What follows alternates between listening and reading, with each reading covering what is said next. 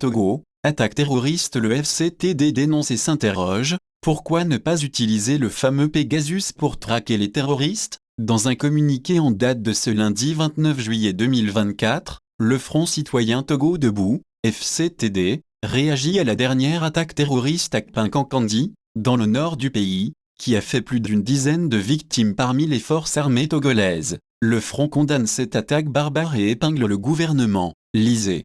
Communique dans la journée du samedi 20 juillet 2024, notre pays a subi une violente attaque terroriste revendiquée par le groupe de soutien à l'islam et aux musulmans, GSIM ou JNIM, affilié à Al-Qaïda. Une centaine d'assaillants ont investi une position avancée des forces de défense et de sécurité des FAT à Kpinkankandi, dans la région des savanes près de la frontière avec le Burkina Faso, entraînant la mort de plusieurs de nos vaillants soldats. Le Front citoyen Togo debout, FCTD, s'incline devant la mémoire de ces valeureux fils du pays qui ont fait le sacrifice ultime pour défendre la nation. Le FCTD présente à leur famille ses plus sincères condoléances et souhaite un prompt rétablissement aux blessés. Le FCTD exprime son soutien aux FAT engagés dans la lutte contre le terrorisme et condamne vivement la barbarie de ces agressions. Suite à cette attaque, le chef de l'État du Niger a adressé un message de solidarité et de condoléances au peuple togolais. Pourtant, le gouvernement togolais continue de se murer dans un silence incompréhensible et les informations sur ce drame nous parviennent par les réseaux sociaux et au travers de séquences vidéo mises en ligne par les assaillants.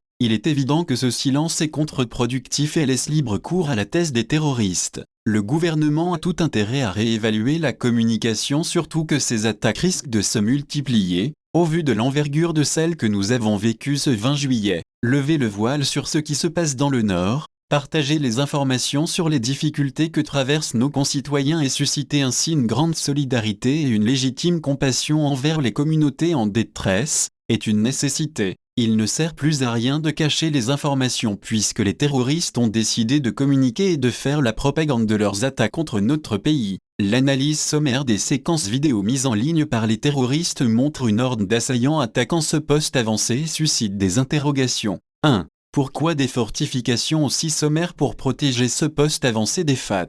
Une seule rangée de fortifications qu'on peut aisément franchir alors que sur d'autres champs de bataille nous voyons des militaires protégés par au moins une double rangée de fortifications. Voir image, nos militaires n'étaient-ils pas en zone de guerre, en zone ennemie? Y a-t-il eu une sous-estimation de la détermination des terroristes à agir contre notre pays? 2. Nos forces de défense et de sécurité disposent-elles de la capacité aérienne minimale pour apporter un soutien aux troupes au sol? Où était donc le soutien aérien? Où étaient nos hélicoptères de combat, les drones turcs, les avions de combat comme celui qui avait pris pour cible et accidentellement tué 07 civils le 9 juillet 2022 à Margba, près de la frontière avec le Burkina Faso? 3. Nos forces armées disposent-elles des ressources nécessaires pour faire face à cet ennemi, qui visiblement prend de plus en plus d'assurance et va certainement étendre sa menace sur notre pays? Si des mesures idoines ne sont pas prises, la recrudescence des attaques appelle à un vrai sursaut national avec l'implication des communautés.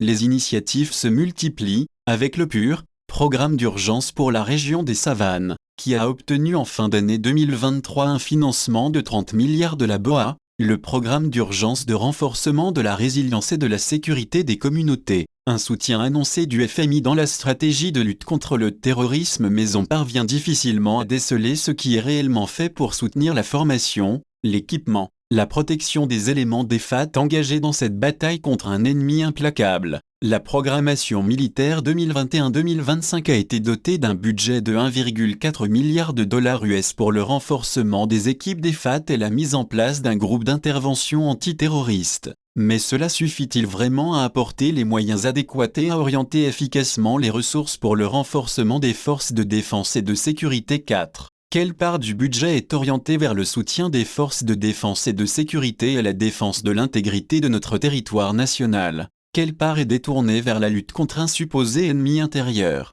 Pegasus et assimilé ne devrait-il pas être focalisé sur la lutte antiterroriste plutôt que de servir à espionner des opposants politiques, des journalistes, des acteurs de la société civile, le clergé, etc. 5. Enfin, n'est-il pas temps d'apaiser le climat socio-politique pour une vraie cohésion nationale en libérant les détenus politiques et en posant des actes concrets pour permettre au peuple de sortir de son indifférence et de faire corps avec son armée? Les rumeurs persistantes d'arrestation de militaires ne vont-elles pas fragiliser nos forces de défense et de sécurité et mettre encore plus en péril notre cher pays? Il est temps pour le gouvernement togolais de se ressaisir et d'apporter des réponses conséquentes à ces préoccupations qui mettent en péril le devenir de notre chère nation. Le FCTD appelle le peuple togolais à faire front avec son armée contre les tenants de l'extrémisme violent et, à l'armée républicaine, le FCTD demande de mettre en avant la défense des intérêts exclusifs et supérieurs de la patrie. Fait à Lomé le 29 juillet 2024 pour le Front citoyen Togo debout,